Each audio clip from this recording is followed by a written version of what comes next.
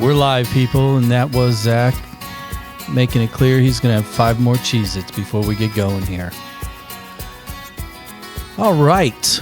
Got another episode of Soccer Dad Pod here. Kind of a gloomy day here in the Lou. One of those weird springtime, wintertime. Feels like spring, then it gets nasty, then it gets cold. Yeah, it started out with a ton of rain. It stayed rainy until 5. Yeah. And now it's clear and not sunny because it's dark. And gloomy is an appropriate adjective for today as well. Oh, I see what you did there. We today's going to be in the spectrum of Soccer Dad Pod episodes and guest characteristics. We've tended to lean into the tell us your story. You're funny. You're good. You were good. You are good. Whatever it might be. And today, the good part is definitely applicable. We have guests that have extensive pro experience as a player in systems, currently playing as well. But we're really getting into the more educational, emotional side of things. Yeah. So a really cool change of pace for all of us. Just trying to figure it all out, Zach, you know? Especially for those that are out there right now that are single.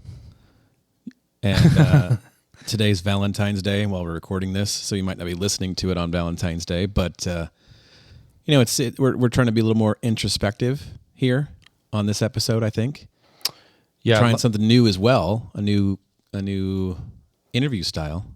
Yeah, Zoom, because they are definitely not in the Central Time Zone. No. Yeah, but we're doing this one virtually. So this is our first foray into the virtual side of things. Yeah, so if it goes off the rails, you will probably never hear this intro. Don't worry. We'll get them back some other time. But I have a feeling it's going to work, so stay tuned. A couple updates, couple reminders. First off, thank you for all of you that are listening. Ironically, the numbers apparently don't lie. And it seems to be telling a story that more and more people are listening, so thank you. If you can, give us a follow. Reviews are great. That really helps dial it in. And, it's one of those things that without listeners, we don't have a show. We would just have dads talking about dumb shit by ourselves without microphones. All right. So without further ado, we're gonna fire this thing up because we're using first time Soccer Dad Pod technology, bringing somebody in virtually.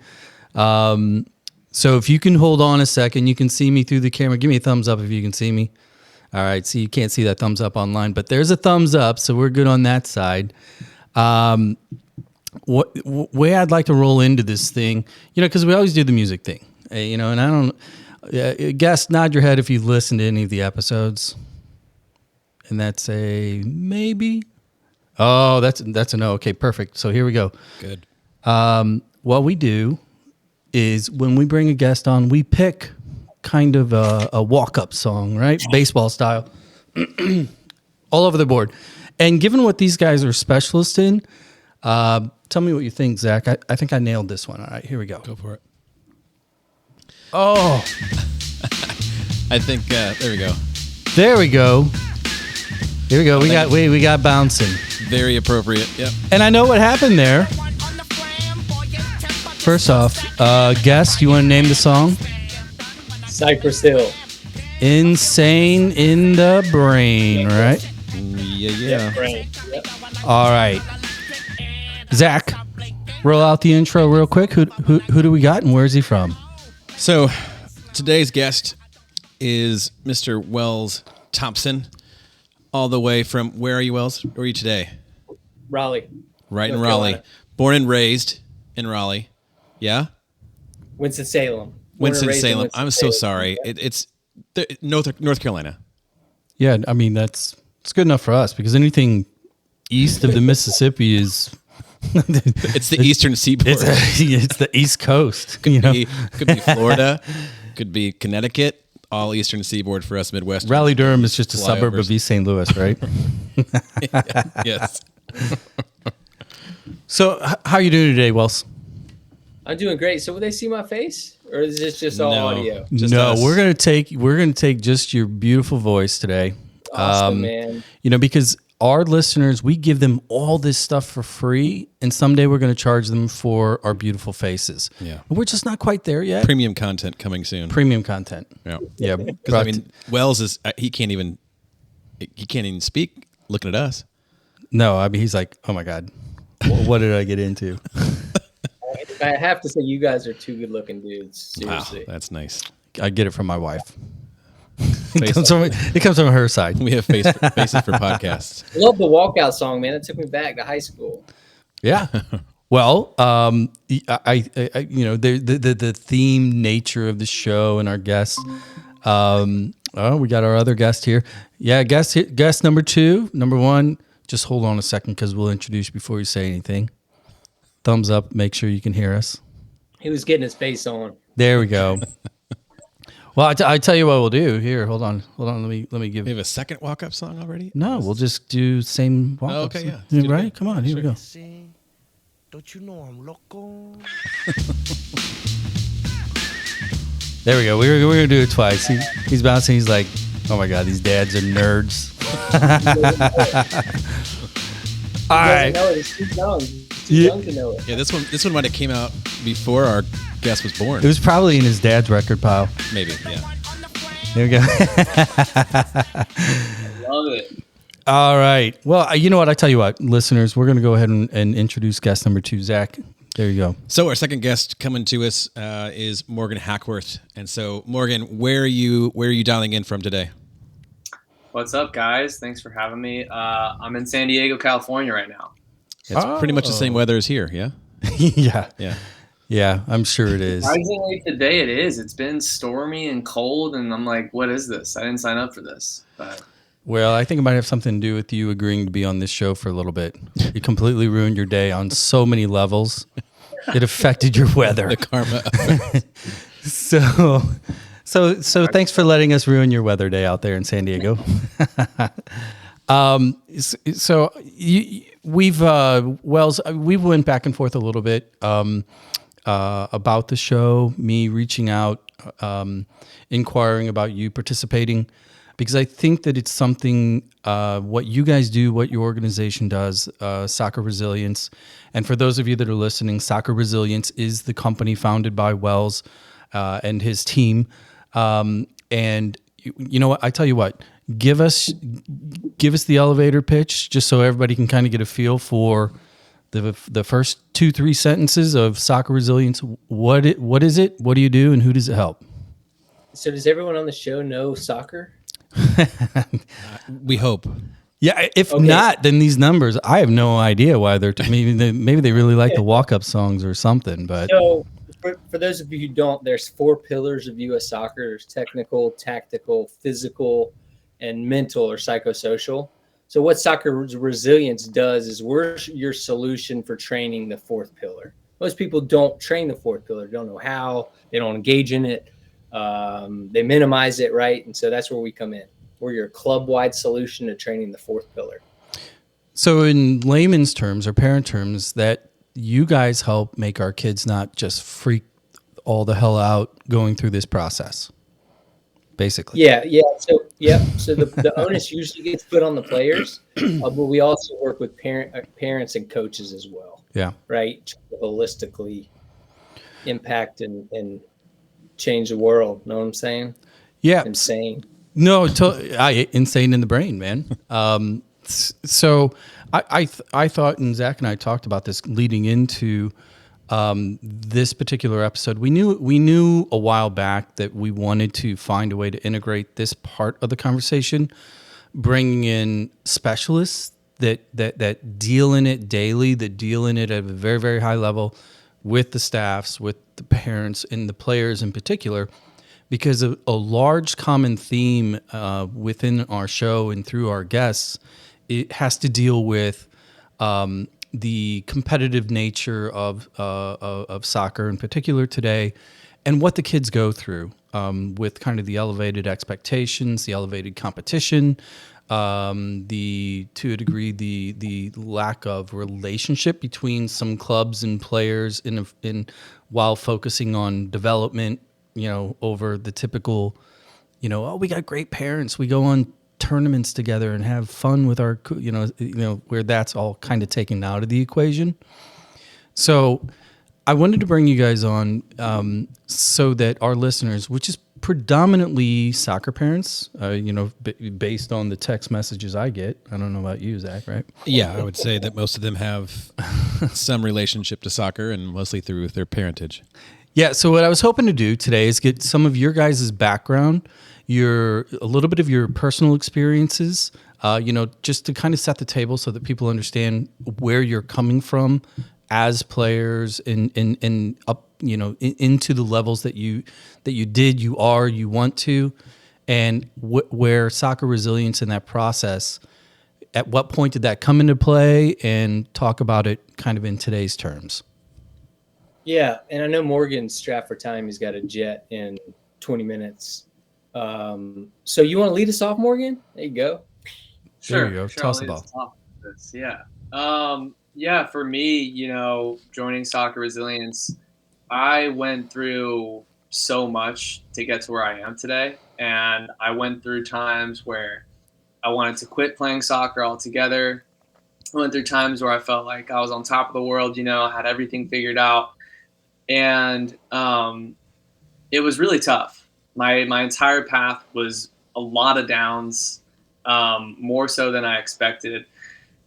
And for me, now a fifth-year pro, 4 years in San Diego now, and working with Soccer Resilience for almost like a year and a half now, I just came to realize, man, if I can share just some of the pieces, some of the things that I've gone through with youth players that I know are going through similar things that I experienced, and can help them to understand, hey, like, it's okay when this happens. When you feel this way, it's okay. Just sharing some of my stories with teams or younger youth players, that really helps them to understand, okay, it's not just me, right? And growing up, I was going through this path and wondering, man, am I doing it right? I'm failing so much. Is this what it's supposed to feel like? And with Soccer Resilience, it's been so amazing to have now tools that I use every day for myself, little techniques that I've learned through Soccer Resilience, and then can teach to these kids as well. Because I didn't have anything to hold on to that was like, here's my technique, or here's something that I do when this happens. And a lot of it was just experiences that I've gone through. But now with Soccer Resilience, it's amazing because you have tools. We say you can take back control. So it's the coolest thing to me about being a part of Soccer Resilience today, being able to work with youth players, especially because I just know how tough it is, how demanding it is. And so, yeah, to have tools now to give to these kids is awesome. Well, if you could just take a second and kind of rewind the tape a little bit so that a lot of our listeners can kind of get a better feel for kind of where you come from, because obviously you've got a soccer family. Yeah. Just give us a quick 101 on the family pedigree, where you grew up, through your club years, and you landed on the pro level, and then we can get into the transition if you don't mind. Of course. You probably should start to where your dad played at Wake Forest. That'd be a good starting point. Oh boy. Yeah, that's where it starts, is at Wake Forest, my whole journey. Wells took it really far back. I'm not going to go that far back, but I'll take you to high school. We lived in Philadelphia, so I played for the Philadelphia Union Academy from the age of 15 till I was 18. So I was in the MLS Academy system. I was a captain both on the under 16s and the under 18s. Then I committed to college. I went to the University of Syracuse for 2 years, transferred to the University of Akron for my final 2 years of college. I went to 3 Final Fours, 1 College Cup, didn't win it once, which sucks, but And then I went pro and got to play for Memphis 901 my first year. And then I've been on San Diego Loyal for the past 4 years now. And through that journey, like Wells just mentioned, my dad went to Wake. My dad is the assistant coach on St. Louis City FC. He was hired to be in the front office and has done well. You can say his name. It's not like Voldemort or anything like that. Yeah. Wow, I didn't even say his name. John Hackworth is his name. Yep. Oh, okay. Now everybody's like, "Oh, okay. Now we'll listen to this kid." You know. Hey, well, let me ask you real quick. I got to bring it up because he's a friend of mine. Was on a guest a few episodes back. Did you play under Jared Imbeck? Yes, I did. Yep. Yeah, we went to school together. He's a great high school kid. So that's awesome. He is one of the best coaches I've ever had. By far. So let me ask you this then, because obviously having a dad that has had and continues to have the success that he's had, you playing up into the academy system there in Philly, moving on to extremely high level D1, and now you're in your 5th year pro. If you had to kind of balance out or weight the value of what you yourself is basically help teach and bringing to youth players, the mental side, how important is it kind of in grand terms, and how much do you think it would have helped you or benefited you if you would have had it 8, 10, 12 years ago? Yeah, it's a great question. For me, it's everything. I completely attribute why I'm a professional soccer player today because of my mental side of the game. I'm not going to sit here and tell you I'm the most talented or the best player in my age group or whatever. But I persevered. I went through a lot and I worked harder. I grinded more than other guys. I wanted it really bad. And because of those things, I've gotten to where I am today. So to just emphasize to younger players that go through really tough times or hard spells or tough injuries, it's to say that, at times you're not always going to feel like you're the best player in your team, and that's okay. Having these mental strategies to persevere are almost more important. So I've sat through several sessions with Wells as a parent of one of the kids in the program, and this podcast, we're in our 20th. I don't even know. I think 26th episode, which is crazy that we've gotten this far. But the connective tissue. We thought we were done at 25 or 25 ago. The connective tissue is kind of crazy because we've had, Morgan, your dad has been referenced on multiple episodes. Wells, you've been influential in the fact that we have, seen you and talked to you over the last, 6 months. JB knows Jared and Beck and you guys, the Wake Forest connection, all these different things. But what I'm really interested in from you, Morgan, is the perseverance. You keep using that term. You talk about the failures and the things you've gone through.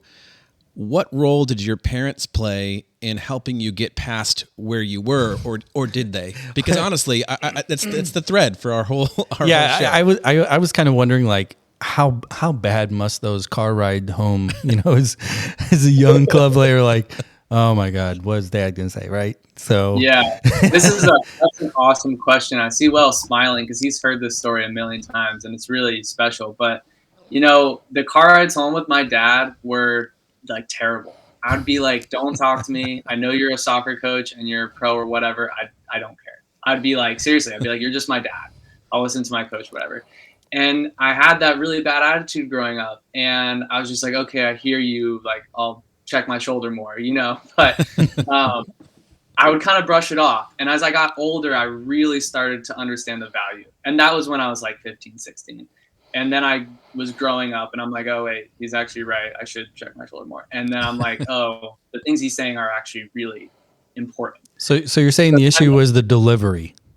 He was my dad, it was a simple factor. It was nothing more than that. But no, as I got older, I really started to value what he would tell me so much more. And I would then start to be, go to him to ask for, what did you think in this player? What did you think I should have done here? And it became really, really valuable to me.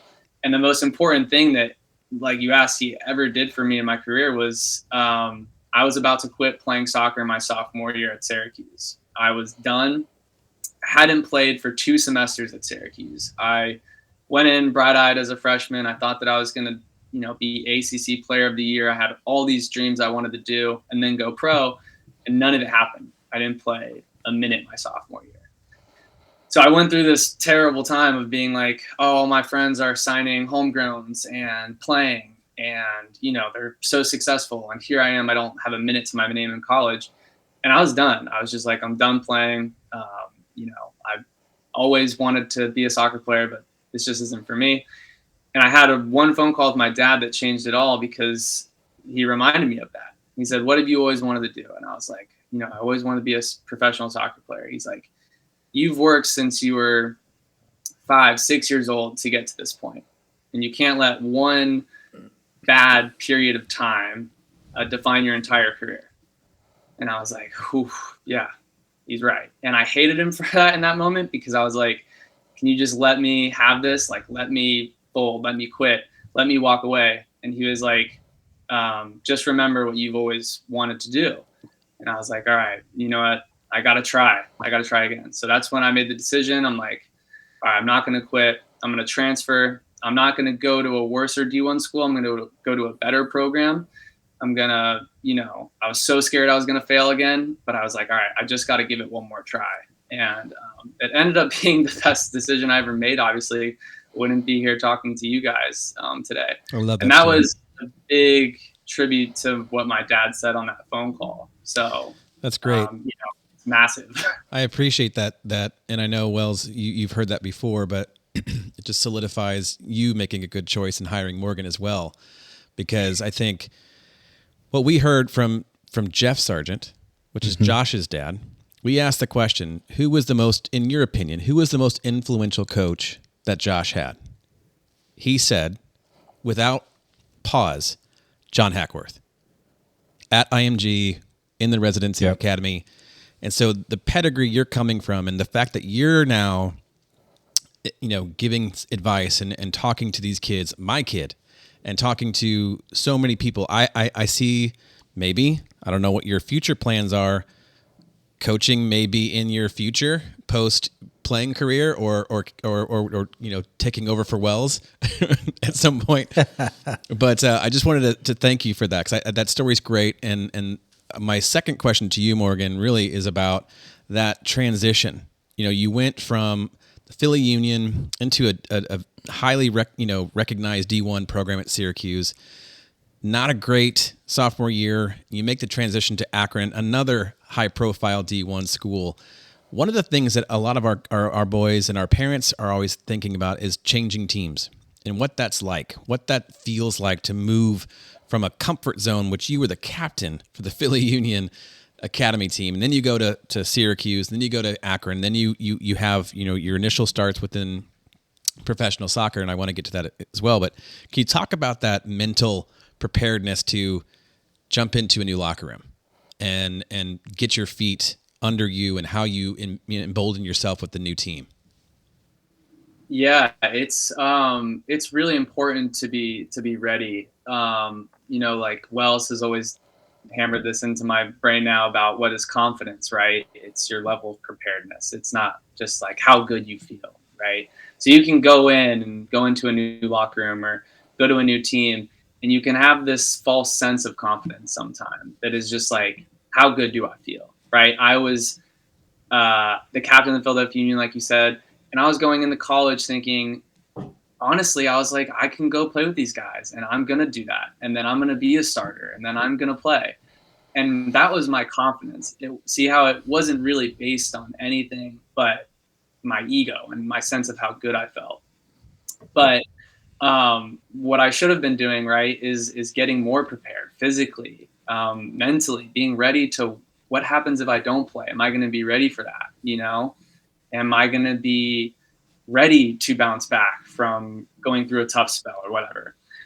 So it's really important, right? And when you make that transition, right? So I had that from then Philadelphia Union to Syracuse, and I knew what was wrong. I was like, that was false sense of confidence. That was a false idea of how my career was going to go, right? It was just going to go like this. And then when I was ready to go to Akron and transfer there, I just knew I had to work. Like every day I was like, I have to work today. And it was in the gym. It was on my craft. It was getting better. It was then deciding, I was committed to my goal at that time. I was like, failure is not an option this time. I'm going to really work. And so for me, it's such a massive component. And it's not even to say that when I went to Akron, everything was perfect and, it was just amazing then because I made this decision. No, there were like a ton of little failures in between all of those. And, Jared saw me go through a lot of these. But the thing was, I stuck with it. I was ready for those setbacks then. And that's kept me persevering today, right? That's kept me being mentally ready for professional teams and new locker rooms and new guys always wanting to take the shirt off your back, Oh yeah. So yeah, real quick, I just want to finish up one thing. So Wells, you hired Morgan while he was a live peer review. Yes. Oh, this is a first. So I'm just curious, what was it about him? Was it the connection with Wake Forest?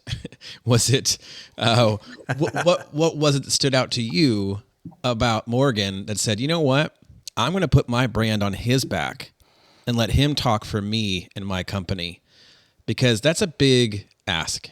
And I just want to get your thoughts there. And I know, Morgan, you have to bounce here in a second, but I want to let Wells chime in here.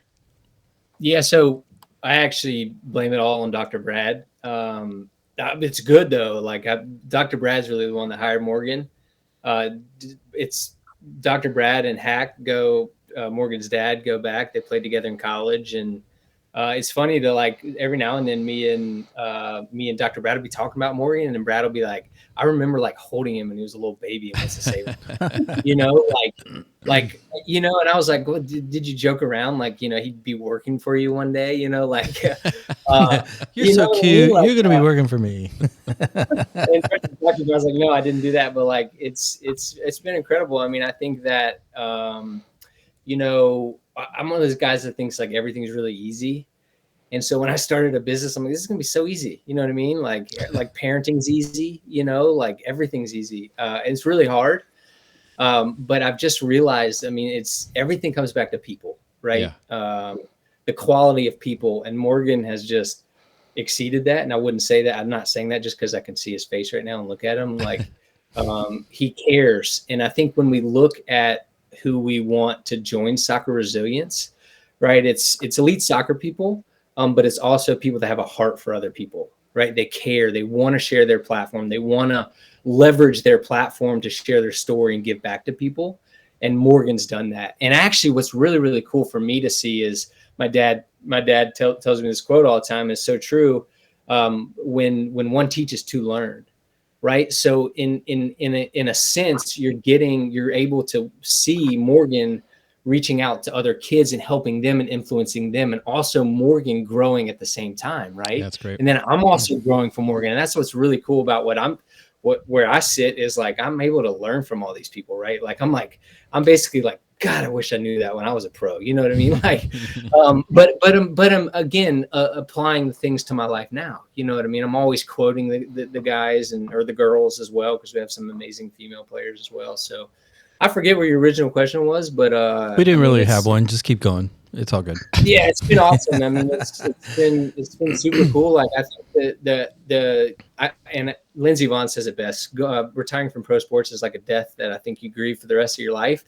And obviously, it affects people to different degrees, but it has extremely affected me. Like really, identity shift. Don't know who I am, and so the joy and the passion I get from like. Just sharing my story with people like Morgan, like, hey man, do this. God, I wish I would have done this. You know what I mean? Yeah. There's so much, and that's what really the number one reason why Dr. Brad and I started Soccer Resilience is turning our pain into purpose, right? I believe Love that. firmly that we don't just go through things for ourselves, but for other people as well. Let me do this real quick because I want to kind of set the table a little bit as far as like our experience as parents within an academy that you guys are working with, and you work with a multitude of clubs across the country, right? So just to kind of paint a picture for those that are listening, you got Soccer Resilience was introduced to us through City SC. You guys set up basically group Zooms with the kids and with the parents, separating the two. And early on, there was this hyper focus on fixed versus growth mindsets, right? Because at this stage of the game, especially for 14-year-olds, these young teens, they project, what they feel to their environment, right? And so you guys do that. You go through the process. You work with kids and parents to help give tips and tricks and really focus it, make it real, make it applicable. And then there's another layer to it that we personally, in Beckett's my son actually. That Morgan, you've spoke to him a few times. And you have the ability to kind of laser out the kids and talk to them as well, specifically to whatever they might be having issues or questions, or they're just looking to improve. So here's the question. Through that process, how do you guys deal with, having been and are pro players, right? How do you deal with the reality of puberty? Young boys, young girls that are going through so many other things in addition to the things that you Morgan in particular at this time dealing with in real time. How do you do that as an organization, as mentors, as one-on-one, conversation drivers?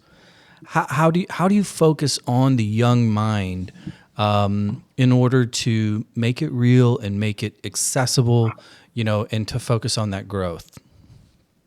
Yeah, Can I talk about one-on-ones first, and then you can talk about groups in the broader scale?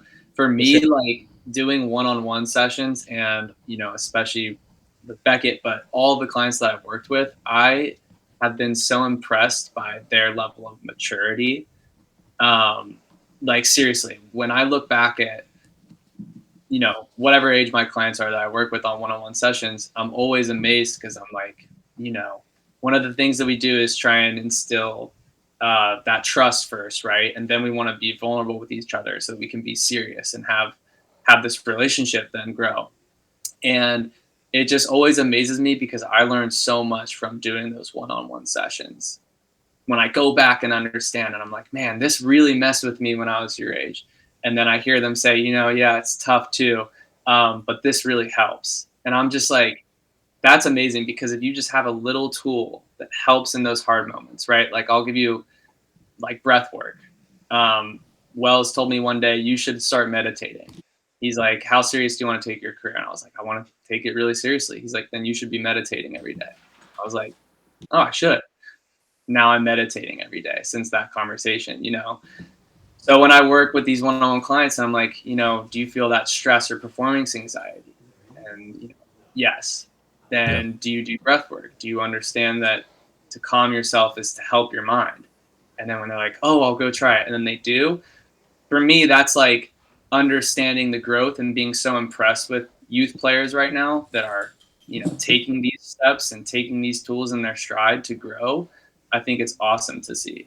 Well, if you could work on Beckett meditation time between 8:50 and 9:15 so that we can get the other one down, that'd be awesome. Got it. All right. We got notes. and then the group side of things. Sorry, it's Wells on the group side. When you open up and you start to focus on some of the basics of the mental acuity and et cetera. How do you walk into a Zoom with 18 to 20 teenagers staring at you like, what the hell is this? Yeah, I mean, first of all, I want to be very clear. I'm not a psychologist. Neither is Morgan. Like, we stay in our own lane, right? Dr. Brad is the psychologist, and he's really the original OG of Soccer Resilience. One of the things I tell my team all the time is like, is it's half art, like half knowledge, right? Like we've got to figure out a way to keep kids' attention and capture their attention, right? And so really you think about how we're wired and how we're created and psychologically, right? We're created to tell stories, right? So that's literally what we're doing. We're telling our story and using our story to illustrate points, right?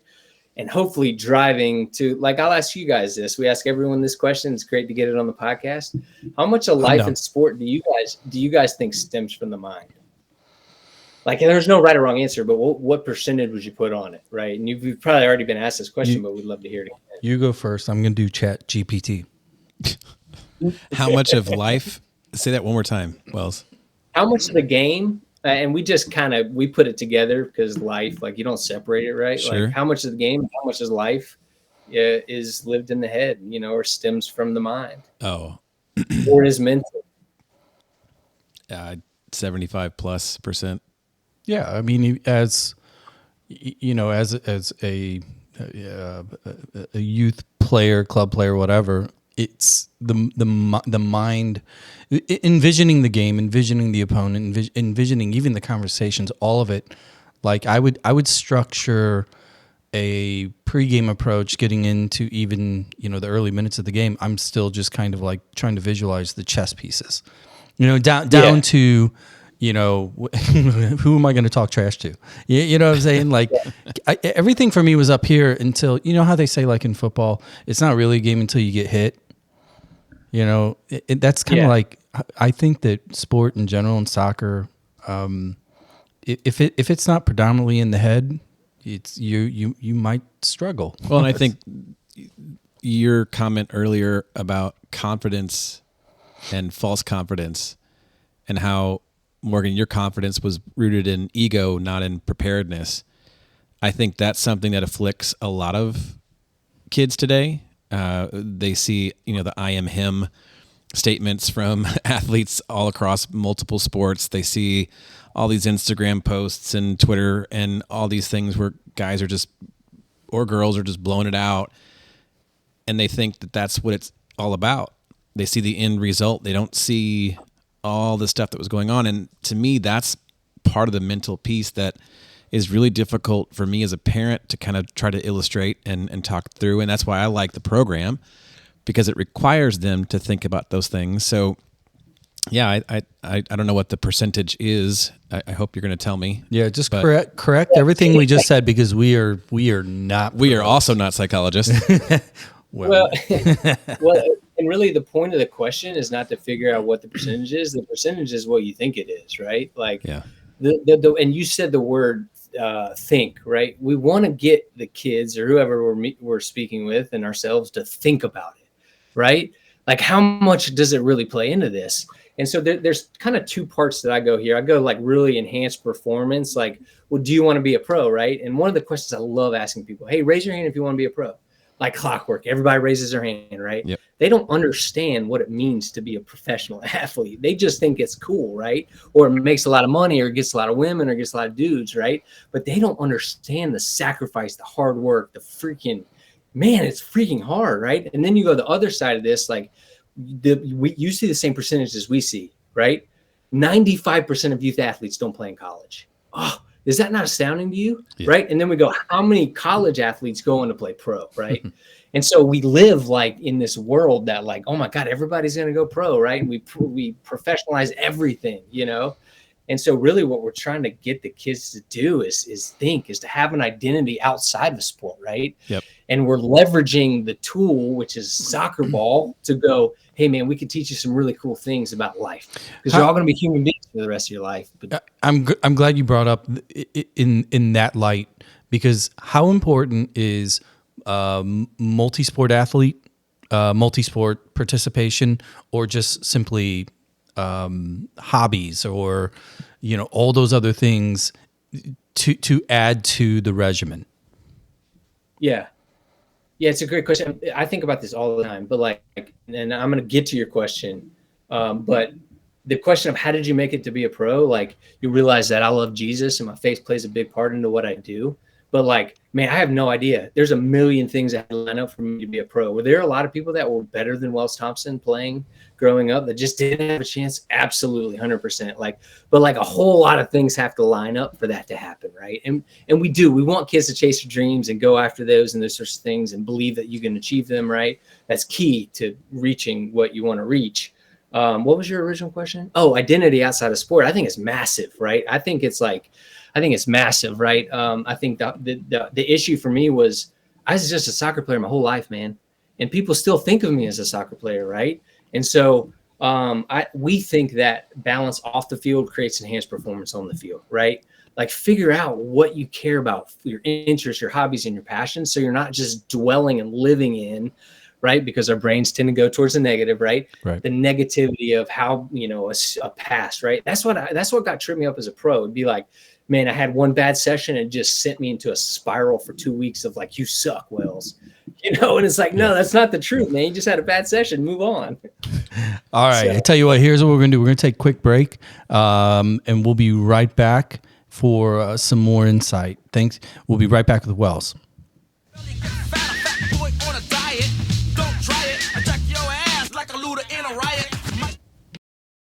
Hey everyone, JB here with Soccer Dad Pod. This break is intended to be both informative and an opportunity. Little did you know that we are accepting sponsors. Really. And as a sponsor of the show, you would get to talk to a demographic primarily consisting of parents, some soccer fans, and most definitely drinkers. Consider this an opportunity to let our listeners and social media followers know what it is you do and why you deserve some of their money. If interested in this incredible opportunity, just email us at soccerdadpod@gaslightstl.com. Now, back to the mindless banter.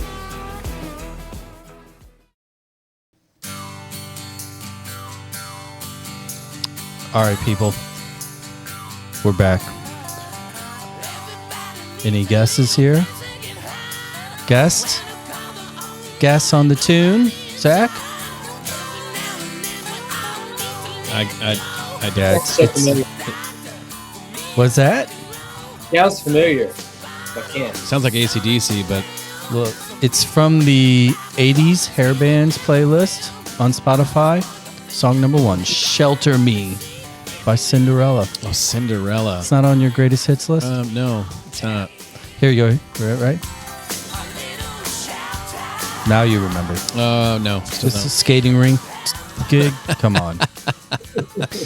Wells is like, damn, where's Morgan? I should have been the one that had I that like meeting. you guys. I like you guys. You have fun. And that's fun is good. Fun is good. Well, it's okay. So I appreciate that because I mean the reality is, and we were just talking about this a little bit offline, and obviously the first part of the show, we're really addressing the role that mental preparedness, paying attention to mental state plays in the competitive athletes process, soccer players in particular, based on your guys' experience. But we having fun with these conversations.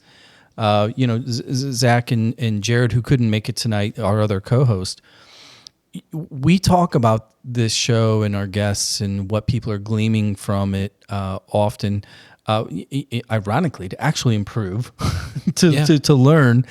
And I do think it's the little things like the, playing the tunes and messing around with that. We need to keep this light because the seriousness of the game, of the process. It's a game. It sinks everybody. I mean, not only the kids that you guys work with and the coaches and the staff, because, I can't imagine being part of a coaching staff that, at that level, because basically win or see ya, right? Yeah. Yeah, I mean, it is what it is. And by the way, leave your check on the table, right. One of those things. So, we really want to try and keep this light and run me a parallel in the work that you guys do, because you're dealing with a lot of sensitive individuals that are concerned with what's next, what's their trajectory, and is this guy taking my spot, or is this girl going to get the contract and I'm not, and all these things. How do you keep it light when you're dealing and trying to help these kids through the process? Because at surface level, when you say, hey, let's talk about your mental state and how it can help you, a lot of them aren't even going to get that. It's going to take a while for them to even understand what that means. So how do you keep this process fun? Yeah, it's a great question, man. I was actually just talking to my therapist about that today. My wife's she's like, Wells, you can never have a serious conversation. And I've actually never truly thought about it till recently. Like, I think it's actually like a very good coping mechanism for life, right? And I don't know if I necessarily do. I think that God created me that way. I like to have fun. I like to goof off, right? So it's a good question. I think what we do is we just bring our personalities to it. A lot of people think because we're soccer Brazilians, we have a psychologist in our group, like it's going to be really serious, right? Like, oh my God, we got to sit here and we got to be serious and talk about our feelings. And I don't think that's necessarily the case, right? At the end, you said it best, right? At the end of the day, it's just a game, right? And you'll know this, you'll learn this about me. I am a massive UFC fan. Ultimate Fighting, I love it. Like Dustin Poirier is my hero. And I'll never forget. So we'll share these stories, right? This is a story that I share with guys. Dustin Poirier was fighting Charles Oliveira for the lightweight belt, right? And Dustin's coach was being interviewed, and Dustin's coach said, man, I know Dustin's at his best when he's having fun in the gym. So think about that for a second, right? Dustin Poirier is going to go get locked in a cage with a guy that can legitimately kill him. And he's talking about having fun in training. Yeah. Right? I'm like, oh, God, talk about performance enhancement. Have fun, right? I think about when I was really struggling, that's the evolution of soccer resilience for me, is I struggled a lot. I had a good career, and that's a mindset shift for me, guys. But depression, eating disorder, a lot of crap, right? And a part of it was I just wasn't having fun anymore, right? It became a job. It became so serious, right? And I'll think back to one of my greatest teammates ever. He actually just retired this year. His name's Drew Moore, right? I think he played 19 years professionally, 18 or 19 years, right? And the thing I remember most about Drew Moore, regardless of his situation, he was smiling and having fun, right? The fiercest competitor you've ever met in your life, but off the field, no matter what happened, he's having fun, and he was grateful and thankful and joyful. And I'm like, man, I know that's a part of why he played so long. Yeah. So let's stick on that for just a second, because it's, when you talk about the fun component, I mean, how cliche is it? And Zach, back me up on this. As parents with little ones, and even as a little one growing up, and I remember, my mom and dad being in the car, and you have a bad day, or your child has a bad day, and it's like, I just want to make sure you're having fun, right? And at some point, when you become more competitive, or your child becomes more competitive, why is it so hard for parents to still focus on that part of it? Because it's one of those things. It's cool and cliche when they're young, or they're progressing, or maybe they're struggling, well, I just want you to have fun, right? But then when they're very, very competitive and they're competing at a much higher level, people don't say that enough. Yeah, but I think part of it, though, is, and I've referenced this many times already tonight, because it's just emboldened, it's the wrong word. It's just ingrained in my head what you said about, or what Morgan said about you and the confidence piece and preparedness. If Dustin Poirier isn't prepared, he's not having fun because he's getting his ass kicked. Well, that's different. No, it's not. It's not there different. Goes my jaw across It's not different because it's you think about the boys on the field, right, or in whatever industry you're in, whatever activity you're doing. If you're not doing it well and you're getting your ass kicked, does this apply to accountants? It's not fun. Yes, it applies to anything. And so I think pushing them to have fun is a good tactic. I say this to my son every time: have fun, train hard. That's every practice. But I can't make him have fun. He has to have a way to find that joy. So my kind of parlay question is, how do you help them, Wells, to find that joy again? Meaning, what tools and tips, and you don't have to give the farm away. I want you to still make money. But what kind of ideas can you give our listeners that can help JB's question around what is it that can inspire and refine or rekindle that joy? Yeah, and you're so right. Fun is an ambiguous word and means a lot of different things to a lot of different people. Winning is fun as hell. Yeah. Right? You want to win. Like that's the point of the game, right? You want to win. You want to go out there and win, right? That's fun. The longer I do this, it sounds so simple, but it comes back to two words, and it's process and present. Right? If you can focus on the process and you can be present as much as possible, right? And so I think about this in my business, right? And I was I go to therapy, guys. Drugs and alcohol is a big part of my story. I've been in therapy since I was 14. I think you don't go to therapy, what's wrong with you? You know what I mean? Like everyone needs, everyone has a therapist, whether it's a dog or a best friend or a podcast they listen to, right? Like Soccer Dad. But what I was saying was like, I'm really working really hard to find success on this side of my goals, Sure. right? And we have it backwards, right? We think when we'll become a pro, we'll be successful. When we're the captain on the team, we're going to be fulfilled, right? Yeah. And guys, I was telling my therapist, I don't remember much in my life, but I'll never forget. It was my rookie season in New England. We made it to U.S. Open Cup Finals. This was a team that had lost 3 MLS Cup Finals in a row, and we won. We won the U.S. Open Cup, right? I scored the game-winning goal to give the Revolution their first ever trophy in the history of the organization, right? And I'll never forget, guys. I'm in my hotel room. I look at my roommate and I go, man, did you think it would feel better than this? Right? And I can picture myself where I was in Dallas, Texas, talking to Adam Chrisman, who played at UVA and was a rookie with me, because my expectations were so bigger than reality of that, right? And again, just going back to the process, right? If you can enjoy the process, right? And I can apply this to my life. You can apply this to the podcast, right? Like there are times where we have a presentation, me and Brad, and we're like 5 people showed up, and we'll get off, and the whole presentation, guys, was on process, right? Not focusing on the outcomes, right? And we get off and we go, can you believe there were only 5 people on there, right? And so, right, and the hard part about this, guys, is like, and goes back to the question I asked you earlier, what percentage is mental? Your sons are at practice right now, right? Yes. God, we hope so. Their bodies are practicing over and over and over and over again every single day what they need to do in a game, and they're performing. Their bodies know how to do it, right? But sometimes when they get to the game, they're like, their brain gets in the way, right? So it's figuring out how we can let our bodies do what we're training them to do, right? Yeah. Which is, again, like everything in life, it's my pet peeve of mine. I love that. I love that analogy of kind of painting, in a progression. If you've got a spectrum left to right, where typically most people think at the far right side is the goal, right, and that's the finish line, and on the other side of that, you really don't. You don't define what's on the other side of it, other than saying that is your success metric, correct? And the way you just described that, you constantly are seeking out ways in which you can put these success points in front of the goal. That makes incredibly simple sense. Yeah. And these kids don't do that enough. They really don't, because everything is hyper focused on kind of an ultimate finish line.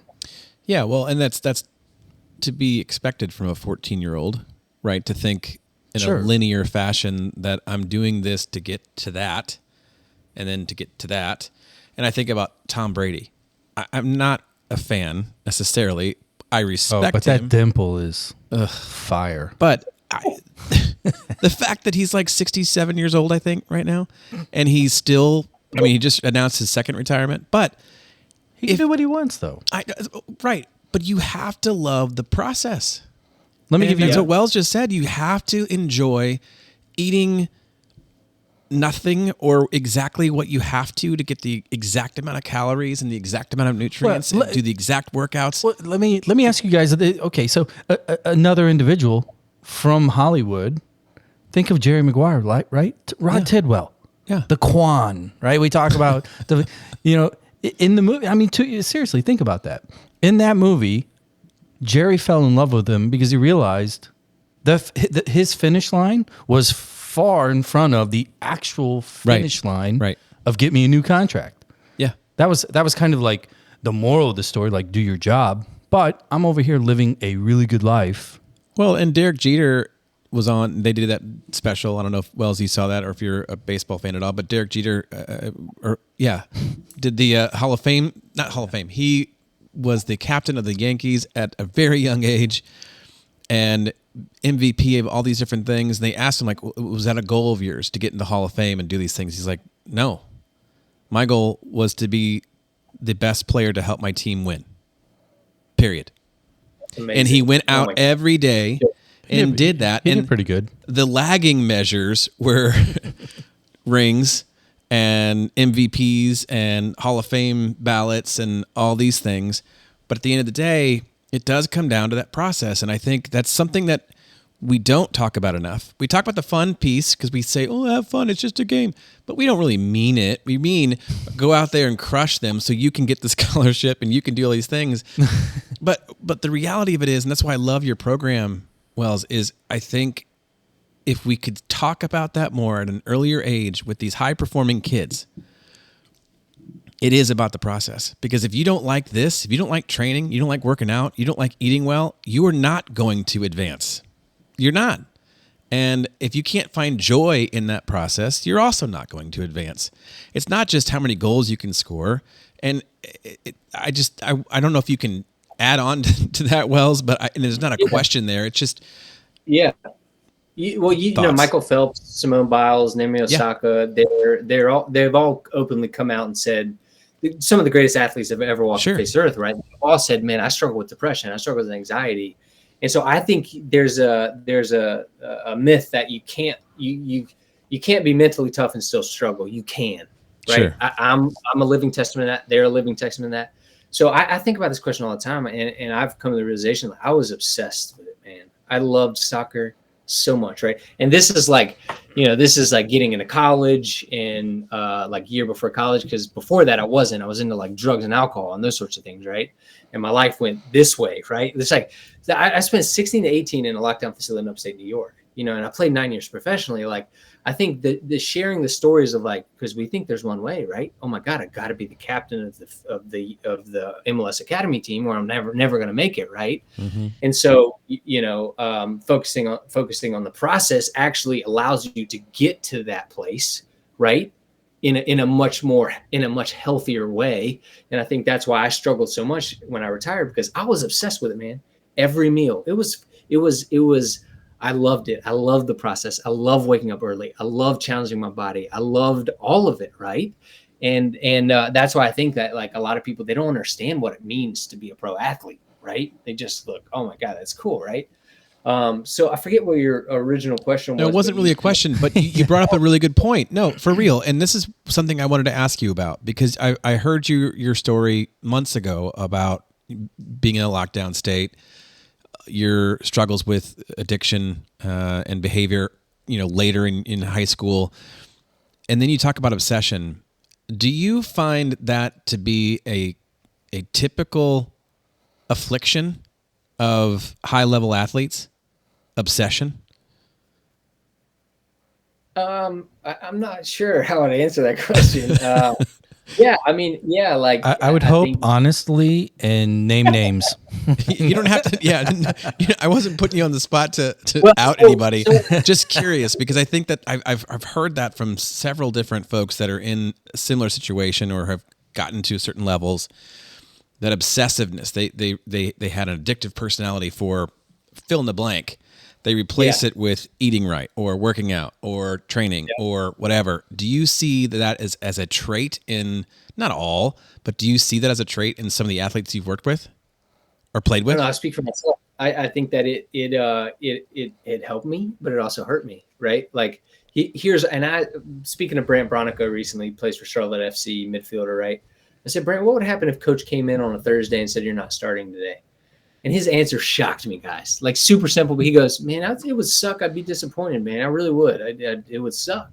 I go home, maybe mention it real quick to my wife, talk to her for 5 minutes, and move on with it. Control what I can control. And I go, oh my gosh, it's amazing. You know what I would do? Man, I would eat me up all practice, right? I would go home. I'd call my wife, talk to her for an hour. God, can you believe this? I mean, oh my God. And then I call my mom. I do the same thing. Can you believe? Then I call my dad. I do the same thing. And I would just live in it, right? So obsessive, compulsive. And I would just play it. And then it would eat me up and eat me up and eat me up, which really hinders me from actually like being a positive contributor of the team when I'm like game day and I'm called upon to go in and help my team out. I'm just pissed off, right? Coach didn't start me. Sucks. Get a yellow card and hurt my team. So anyway, it doesn't allow you to then, it robs you of joy and fulfillment in the moment, right? And also in a lot of moments, but it doesn't allow you to respond in a healthy manner, right? Or to get better, to contribute to your team. So, you know, it's the tricky part about this is there isn't a way, right? We're all different. Our brains are all different. We all respond differently to things, right? And so things that like that truth nugget from Brant Bronico to me was like, oh my gosh, that's amazing, right? And other people are like, oh, that's weird, you know, that's cool. I'd probably do the same thing, you know. So, you know, I don't know if that answers your question, but I think that we're all different and we have to, like, one of the things we're trying to get kids to do is take their life and their game into their own hands, right? Think about this stuff, right? Try different things, right? If you say you want to go pro, the mental aspect, you got to do it. Because if you haven't hit a wall now, you will at some point, right? Yeah, everyone hits a wall. Yeah, I mean, you definitely answered the question, and I appreciate the candor because I know that can be it was kind of a gotcha, well, but I do have a follow-up question. Go for it. Though. Because in the example that you gave where you reach out to mom and dad and all that stuff, because that's what you would do. The question is, would your mom and dad call your coach or U.S. Soccer and out them to the national press? Or no? It's funny because like you guys. I mean, how old are your kids are older than mine. I got an 8, 6, and 4-year-old, and man, before I had kids, I said I don't care what they do. I just want to be happy. That's a freaking lie. It is. I want them to be the best athletes they can be because I'm seeing now through my kids like what it gave me everything. Right? Like it really did. People like me because I was good at sport. Like I you know, it's funny. I make fun of myself all the time, but like my 4-year-old, his first basketball season, he didn't go in the whole first game because he was scared. The second game he went in, but he ran away from the ball, didn't want to touch it, you know? But you know what I did after the game in the car? I said, next time you go in the game, son, you need to do this, this, and this. And my wife's like, he just got in the game. Just be happy for him, you know? Like, what are you doing? Baby steps. You know? Baby steps, Dad. Yeah. I don't have those. Yeah, so it is a sober reality. I've been the crazy parent. I'm like chucking baseballs at my son, you know, and it's a sober reality. It's hard, you know. Just give him a glove next time. I mean, it doesn't have to be that dangerous. Yeah, well, yeah. You know, untie his hands from the fence before you throw the ball, you know. So right before I jumped on this podcast, we had dinner as a family. My oldest son just starts crying, you know, 8 years old. And you know what I want to do, guys? I want to rescue him. Yep. I want to jump in. I want to go, oh my God, let me just take this from you, you know? And I'm like, so it's, you know, it is, you know, we talk about this all the time. And if we could only live what we preach, right? Like that's what I'm trying to do. Because the issues that I left on the soccer field, I didn't leave them on the soccer field. Actually, I'm still working through them, right? And I used to think I left them on the soccer field, but they're actually still with me. You know, I'm still trying to process and work through them and those sorts of things. So, lifelong journey. As older parents, we can give you a little nugget of advice here because how 8, 6, and 4, right? Yeah. Okay. So add another 8 years to each of them, and you will be the one crying and locking the front door. So it is temporary. I do have a quick question here, and then we're gonna have to roll out of here because we do have to pick our kids up eventually here. You mentioned your New England playing days. Did you play with Taylor? Was Taylor on the? So, what do you think of this St. Louis chemistry? And choose your answer properly because I was waiting. I can edit this podcast. What is the question?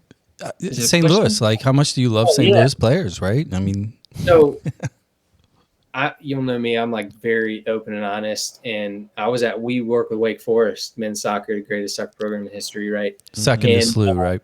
and we're talking about leadership, right? And I have a picture of Taylor Twellman up there, and Taylor Twellman was probably, no joke, my least favorite teammate.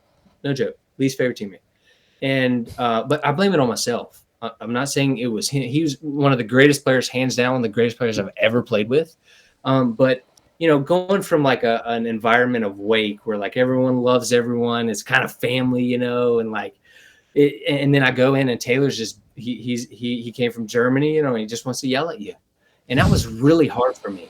And so I was one of those that like I didn't respond well that way, but I also didn't have the foresight, like Extreme Ownership, Dichotomy of Leadership, the books by Leif Babin and Jocko Willink are some of my favorites, and I take responsibility for my relationship with Taylor Twellman, because as opposed to taking him by the side or going out to lunch or coffee with him, I would just try to headbutt him in practice, right?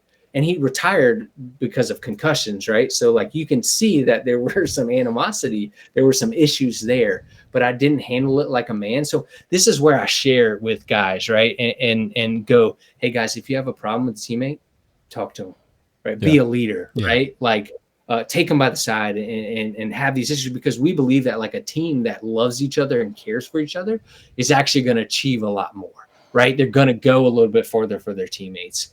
And it was difficult for me. It was my first, year as a professional, and I didn't handle it well. So hats off to him. I think he's, I mean, honestly guys, hands down, one of the best players I've ever played with. His will, his desire to compete and in everything, in practice and games. I loved it. Right. But we didn't mesh well, and we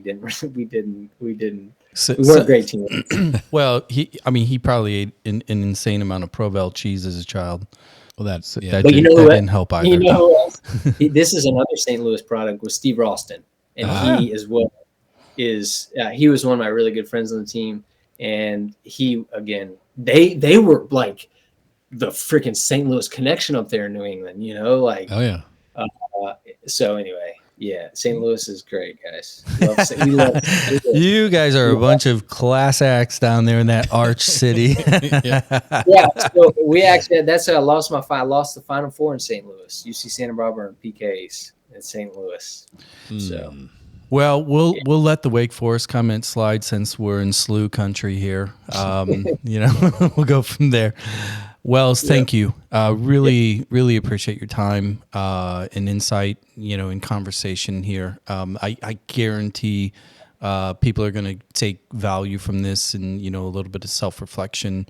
But probably not Jared, but no, he's our co-host. We have Boston, because he'll listen to this in his car ride, and in about 7 seconds, I'll be getting a text in real time from this podcast. Very likely, yeah. So anything, Wells, you want to plug real fast, and we'll put the link to Soccer Resilience in our show notes and send it out. But anything else you want to push out if anybody made it this far, but we can add it. Yeah, all three. Yeah, no, I appreciate you guys. I've had fun. You guys are fun and funny. You don't know if people laugh at your jokes, but I was laughing, so I enjoy this. No, I think of St. Louis as our ideal client, and what I say by that is because leadership really believes and supports what we do. And so, and that's, I'm not gonna say abnormal, but like really in order we believe that coaches, and you, Morgan, talked about this, right? Or you were talking about this with Josh Sargent and the impact of coaches and John Hackworth on Josh. And, coaches have so much ability to impact people, right? Positive and negative, right? And so you often hear about the negative, but it's so cool to have a program like St. Louis that actually supports what we do and pushes it down to the players, and there's accountability and that sort of thing. We really think that in order to make this change, right? Because guys, look, I mean, even before COVID, we're on a 40 or 50 year upswing of depression, anxiety, suicide, right? Sports, the guys, Nelson Mandela, right. We believe sports the greatest opportunity to change the world. And there needs to be some sort of, initiative or continued support in order to holistically care for kids, right? Because a lot of kids are not having great experiences. And also coaches aren't. You can't leave an open-ended question like that with me because I'll just babble on. St. Louis rocks. We love look, our heart is to help people and to give back, and we're just so thankful for the opportunity to do that. We appreciate it. Yeah. So here's what we're gonna do for you. We're gonna make sure and take your social tags. We'll put them out there. So when you guys get a chance, get off the pod, jump online, give them a follow. Wells, thank you. I'm sure we're going to cross paths again, in the future through our group sessions, or if you're ever here in the Midwest, we'll have some of that Provel cheese and T-Rabs and beers. Appreciate your time. Thank you. Tell Morgan, thank you. We'll circle back around. We'll have to do this again maybe later in the year, kind of get caught up, because these stories are kind of evergreen. Very much. And parents, kids, they all need to kind of chew on it a little bit. So thank you for your time.